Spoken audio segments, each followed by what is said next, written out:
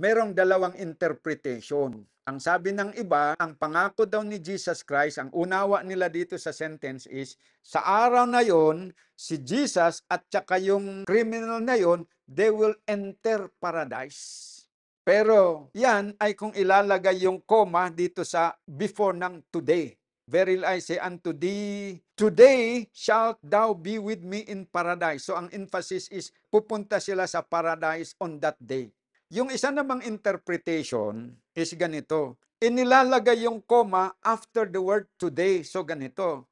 Verily I say unto thee, today thou shalt be with me in paradise. So yung pangako ni Kristo ay ginawa niya sa araw na yon. Pero yung sila ay magkakasama doon sa paradise, it will be sometime in the future. Mangyari kasi, walang punctuation sa Greek. Pag nagkamali ka kasi sa punctuation dito sa English, kahit isang punctuation lang, yung placement lang ng comma, mababago ang kahulugan ng sentence. Ngayon, alin dito ang tama? Ang tama, mga kapatid, ay yung sinasabi na, verily I say unto thee, today, thou shalt be with me in paradise. Meaning, sa araw na yon, nangako si Jesus Christ na siya at saka yung thief on the cross will be in paradise sometime in the future, not on that day. Bakit? Sapagkat alam natin na nung si Kristo ay namatay, nabuhay siya on the third day. Pagkatapos, di ba nabuhay siya early morning ng Sunday. Si Mary and the other women pumunta doon sa libingan.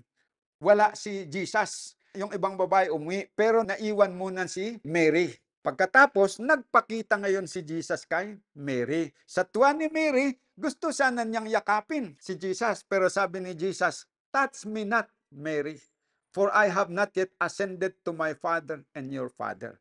O yun, sa Sunday morning, hindi pa nakapunta sa paradise. Saan ba ang paradise? Kung pupunta tayo sa Revelation, ang paradise ay nandoon sa langit, sa loob ng Holy City of Jerusalem, yung heavenly Jerusalem.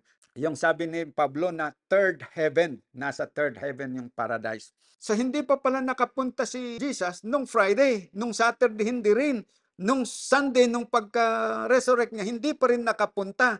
Pagkatapos na lang na nakausap niya si Mary, bago siya nakaakyat doon sa langit, tapos bumalik din siya kaagad. Dahil meron siyang pangako na sabi niya kay Mary, sabihin mo sa aking mga disciples, they will meet me in Galilee.